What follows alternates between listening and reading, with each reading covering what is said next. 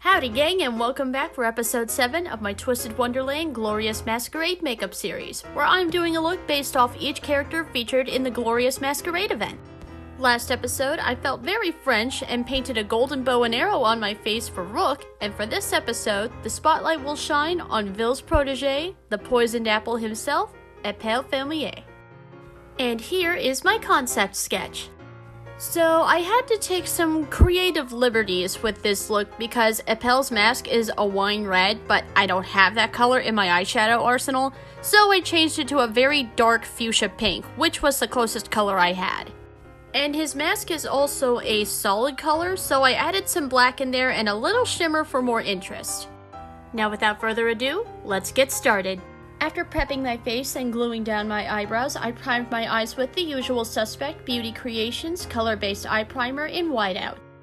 You're gonna put that all over your eyelid, all the way around your under eye, and drag it out to create a wing.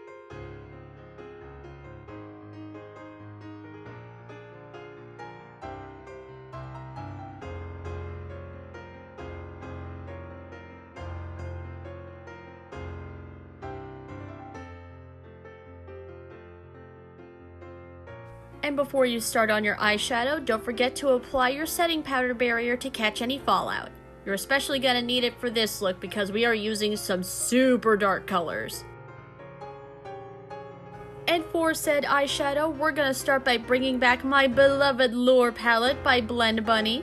These colors are nothing short of delicious! You're gonna take the dark fuchsia pink shade, X marks the spot, and put that on your eyelid starting just past the inner corner and drag it out to create a wing. And don't worry about making the wing perfect, it doesn't have to be, it can be a little bit messy because we're gonna smoke it out later anyway.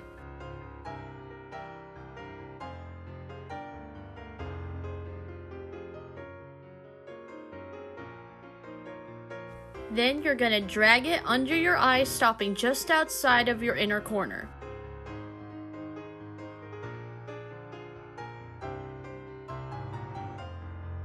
Next, guess who's back?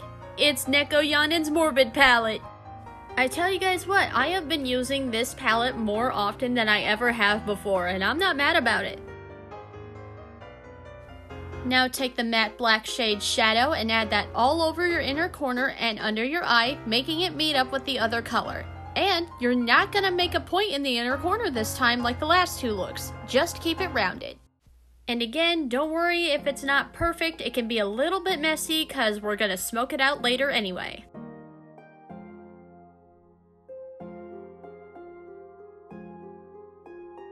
Now finger blend where the two colors meet.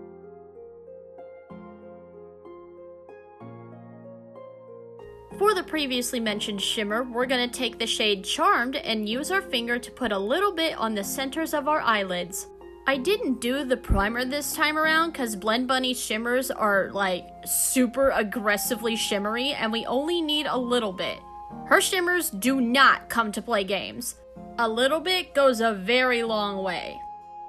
And once you're done with that, take a blending brush and lightly smoke out the eyeshadow all the way around your eyes.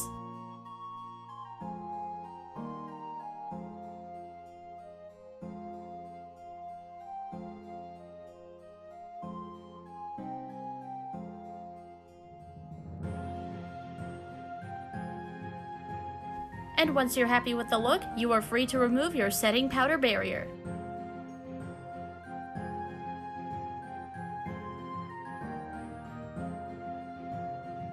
And like I did with Azul, Jamil, and Rook, I'm doing my contour before we do the mask element, but I'm saving the highlight for afterwards this time.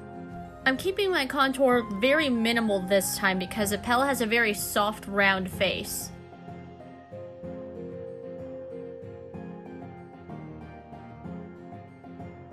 And now to start on the mask element. As usual, have a reference image on standby and sketch out the ornate gold details with brown eyeshadow and a detail brush. And don't worry about sketching out the flowers, we're going to do something cooler for those later. These details are very complex to be drawing on the sides of your face, so what I did and what I recommend doing is breaking it down into sections and drawing one section at a time on both eyes before moving on to the next one. It makes it easier, less overwhelming / nerve-wracking, and it helps in making each side look similar to each other as possible, because making it symmetrical it can't be done. But you can sell the illusion of it being symmetrical if you make them as similar to each other as you can. Again, remember the eyebrow method, people. Sisters, not twins.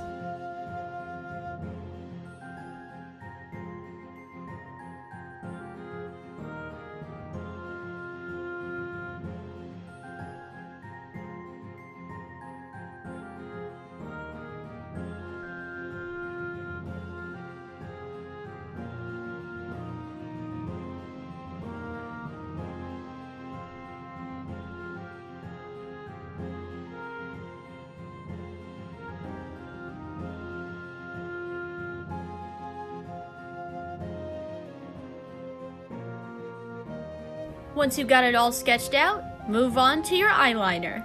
Which means it's that time again, folks. I'm using IceyWifey Cosmetics metallic blue and gold eyeliner pot, and I'm lining my eyes all the way around with the gold and making a wing.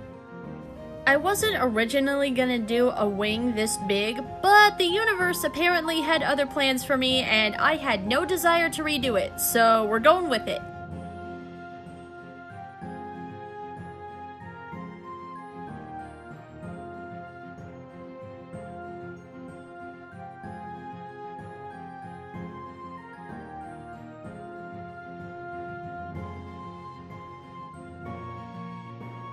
Once your eyeliner has completely dried down, start tracing over your sketch lines with more gold.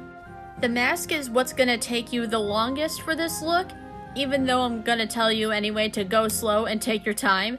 But remember to get up and stretch every once in a while. You're gonna be in that makeup chair for a hot minute.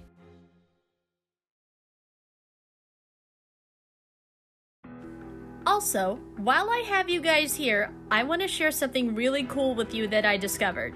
While I was conceptualizing this look, I thought the flowers on Epel's mask looked familiar.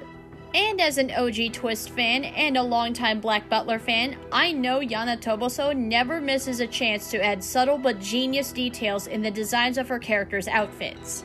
So I had a feeling that this had to be a reference to something. But despite the similar coloration, I knew they weren't Hawaiian plumerias, cause plumerias have rounded petals and ombre to yellow in the center.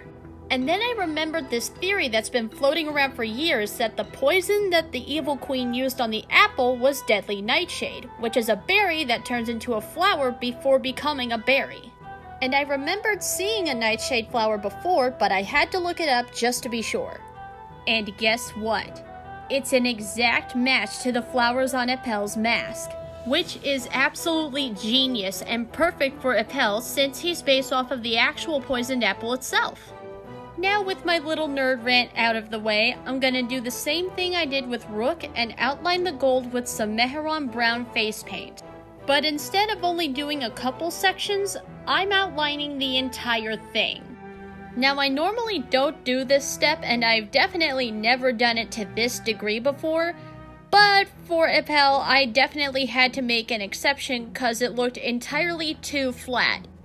It looked less like ornate gold mask details and more like just a bunch of amorphous shapes with some swirls thrown in there. Make sure all of the gold is completely dried down before doing this step. And for the detail brush I'm using, again, it's the fine detail brush from Nekoyanin's eyeliner brush set. And throughout working on this series, I've actually used it so much that the logo is starting to wear off on the handle.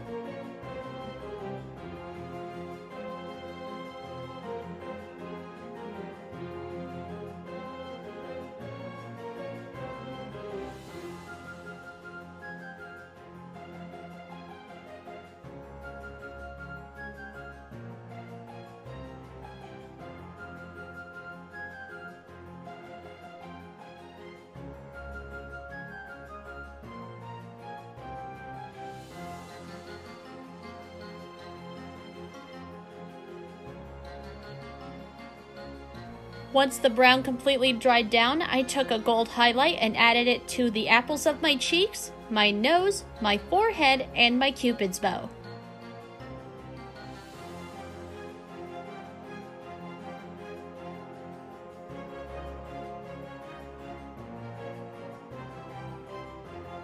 And now for not the finishing touch this time, the lipstick. Everybody welcome back, going 3 for 3, BlackMoon Cosmetics, Sinister Satin, Elm Street. This is the last look involving her and the gold eyeliner in the series, gang, I promise. Anyway, since the drawing method worked so well last time, I drew out the lip shape I wanted again first and then carefully filled it in. Or at least I attempted to. However, I still messed it up and ended up having to redo it, off camera, again. But I still kept the footage for it so that you guys could see me actually applying the lipstick. I don't know what is causing me to lose my lipstick mojo lately, guys, but this has gotta stop, cause this is getting very annoying.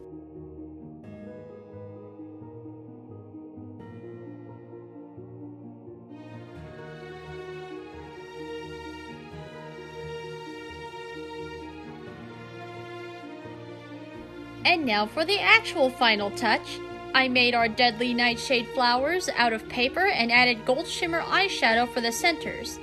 And I'm gonna be gluing them onto my face with eyelash glue. Add the glue to the back of one flower at a time and wait until the glue is tacky to the touch. Then put them on your face where the flowers are supposed to go.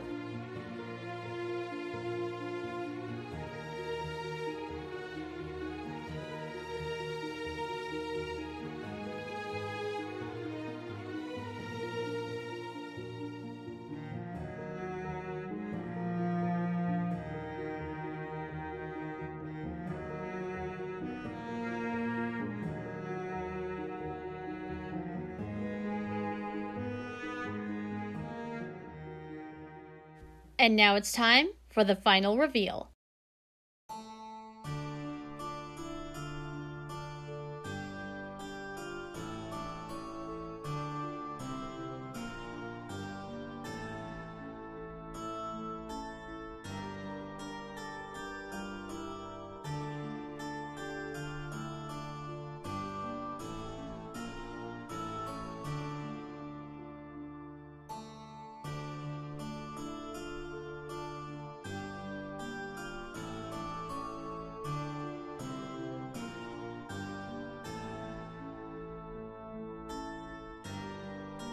And cue the glamour shots. I was really excited with how the concept sketch came out, but I didn't expect the final result to come out even better. I mean, look at that! Another one of my most favorite looks I've ever done. Oh my gosh. And with that, Epel's look is complete. Would you look at that, guys? Only 4 more episodes to go. I hope you guys enjoyed this one as much as I did, and stay tuned for next time where I'll be tackling Edea. But until then, stay twisted.